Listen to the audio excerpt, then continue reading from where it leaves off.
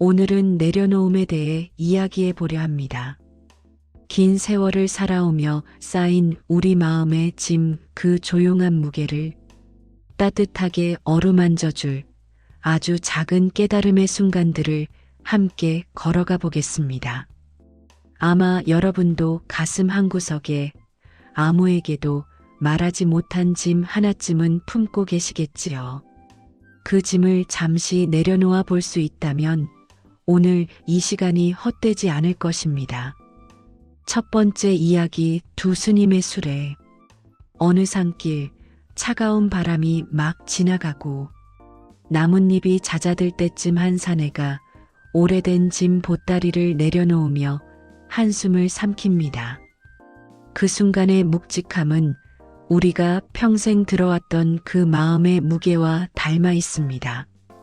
젊은 날부터 지금 이 나이까지 한 번도 제대로 내려놓지 못한 그 무게 말입니다. 젊은 스님은 강 앞에서 두려움에 떨고 있는 여인을 만납니다. 여인의 눈가에는 큰 고난을 버텨온 사람만이 가진 희미한 빛이 흔들리고 있었습니다. 늙은 스님은 한치 망설임 없이 그녀를 업고 강을 건너줍니다. 누군가의 사정을 끝까지 듣지도 않고 먼저 손부터 내미는 사람처럼 말입니다. 강물은 스님의 발목을 차갑게 스쳤지만 여인이 작은 목소리로 정말 감사합니다. 라고 말하는 순간 바람의 온도가 달라졌습니다. 물결 위로 떨어지는 노을빛이 여인의 떨리는 손등에 살며시 내려앉아 그 순간만큼은 서로의 짐이 조금 가벼워진 듯 했습니다. 삶이 가끔 이렇게 조용하게 우리를 위로해 줄 때가 있지요. 그러나 강을 건너고 한참을 걸어가는 동안 젊은 스님은 속으로 계속 소용돌이칩니다. 계율을 어기고 여인을 업다니요. 머리로는 옳고 그름을 따지지만 가슴은 여전히 답을 찾지 못한 채 흔들립니다. 그 말이 공기 중에 퍼진 뒤 늙은 스님은 아주 잔잔하게 답합니다. 나는 강가에서 이미 여인을 내려놓았네. 그런데 자네는 아직도 그 여인을 업고 가는가? 그 말은 마음 깊숙한 곳에서 오래 묵혀둔 먼지가 갑자기 일어나는 것처럼 가슴을 턱하고 울립니다. 마치 수십 년이 지나도 잊히지 않는 한 문장. 누군가 우리에게 했던 말처럼요. 살다 보면 그런 한 문장이 인생의 방향을 살짝 바꾸기도 합니다. 그 순간 젊은 스님은 아버지에게 듣고도 끝내 용서하지 못했던 그 한마디를 떠올립니다. 평생 업고 다녔던 그 원망을 지금 비로소 내려놓아도 되겠다는 생각이 처음으로 스쳐갑니다. 한 번도 용서하지 않겠다고 다짐했지만 그 다짐이야말로 자신을 가장 무겁게 만든 짐이었다는 것을 늦은 밤 첫 새벽빛처럼 조용히 알아차립니다. 두 번째 이야기, 찢어진 가사. 가사 한 벌에 전 재산을 걸다시피 살아가는 가난한 스님이 있었습니다. 그는 바늘 하나를 찾다가 그만 세월이 만든 얇은 천을 쓱 찢어버리고 말았습니다. 그 쓱 하는 소리는 마치 마음속 어디선가 뭔가가 같이 찢어지는 소리처럼 들립니다. 그 순간 스님의 어깨가 푹 떨어집니다. 찢어진 가사 사이로 새어나오는 바람은 마치 오래된 상처가 다시 아린 듯한 표정을 짓게 만들었습니다. 우리가 오래 아껴온 물건 하나를 잃어버렸을 때 느끼는 그 설명하기 어려운 허전함과도 닮아 있습니다. 스승은 천천히 다가와 말합니다. 그대가 붙잡고 있던 것은 옷이 아니라 없어질까봐 두려워했던 마음이었네.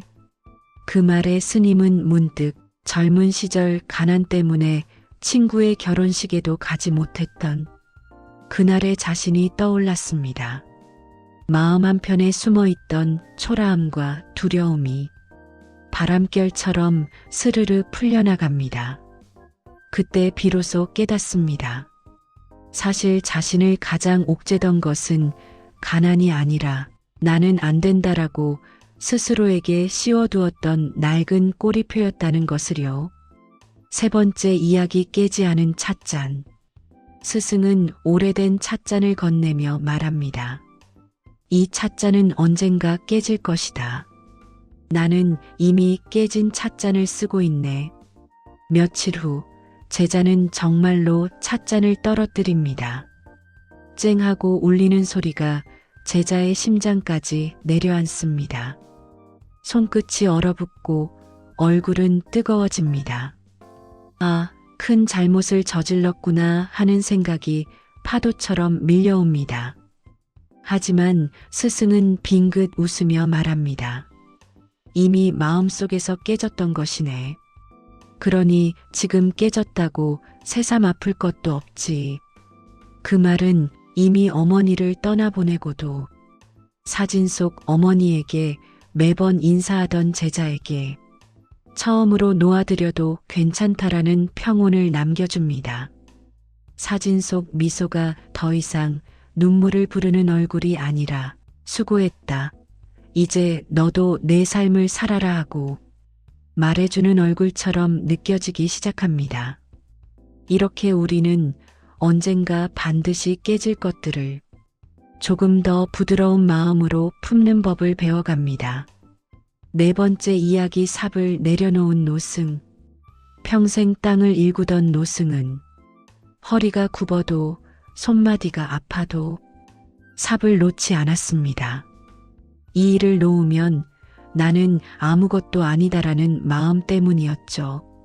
삶 전체를 한 가지 역할에만 묶어두고 살아온 사람의 고집이었습니다. 큰 스님이 조용히 말합니다. 삽을 내려놓아야 두 손이 비어 새로운 것을 잡을 수 있네. 노승은 처음으로 삽을 내려놓습니다. 그때 들려오는 바람 소리는 평생 들어본 적 없는 따뜻한 음색이었습니다. 삽 자루를 쥐고 있을 때는 들리지 않던 새소리와 멀리서 들려오는 목탁 소리가 이제야 비로소 마음에 들어옵니다.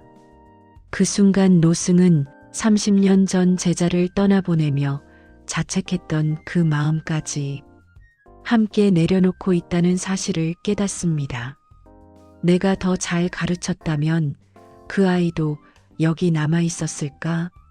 수없이 되뇌던 그 후회가 눈 녹듯이 스며들어 사라지기 시작합니다. 삽을 내려놓는 일은 사실 자기 자신을 용서하는 첫걸음이었는지도 모릅니다. 다섯 번째 이야기 돌을 끌던 노인. 젊은 시절의 후회를 돌처럼 등에 짊어지고 살아온 노인. 쓰러진 그에게 스님이 말합니다. 돌을 버리면 길이 보일 것이고 길이 보이면 다시 살아갈 힘도 생길 것이네. 노인은 떨리는 손으로 돌을 내려놓습니다. 그러자 땅 냄새가 더 뚜렷해지고 바람의 촉감이 피부에 닿는 것이 새삼 선명하게 느껴집니다. 마치 오래 잠들어 있던 감각이 하나둘씩 깨어나는 듯합니다. 그는 문득 40년 전 마지막으로 보았던 첫사랑의 미소를 떠올립니다. 그날 이후 단 한 번도 자신을 웃게 하지 못했던 그 얼굴이 이제야 비로소 따뜻하게 떠오릅니다. 아, 이제는 보내줄 수 있겠구나. 그는 속삭입니다. 돌을 내려놓는다는 것은 잊어버리는 것이 아니라 그 시절의 나를, 그때의 그녀를 이제 됐다고 다독이며 놓아주는 일이라는 것을 늦은 나이에 비로소 알게 됩니다. 오늘 당신의 마음에서는 어떤 짐이 가장 무거웠나요? 그 짐은 어떤 모양이었나요? 손바닥만 한 돌이었는지 아니면 마음 깊은 곳에서 굳어버린 오래된 그림자였는지요.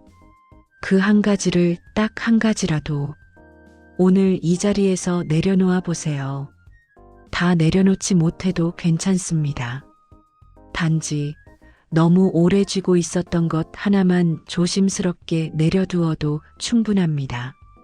누군가의 오래된 말, 꺼내지 못했던 미안함, 혹은 돌아가신 부모님께 하지 못한 마지막 인사일 수도 있습니다. 그 말을 오늘 이 영상을 다 보고 난 뒤 마음속으로라도 한번 건네보셔도 좋겠습니다. 그때 미안했어. 그래도 고마웠어. 이제는 나도 나를 좀 더 사랑하면서 살게. 그것을 내려놓는 순간 당신의 삶에도 조용한 빛이 스며들기 시작할 것입니다. 오늘 이 시간이 그 빛이 처음으로 들어오는 작은 틈이 되기를 진심으로 기도합니다. 감사합니다.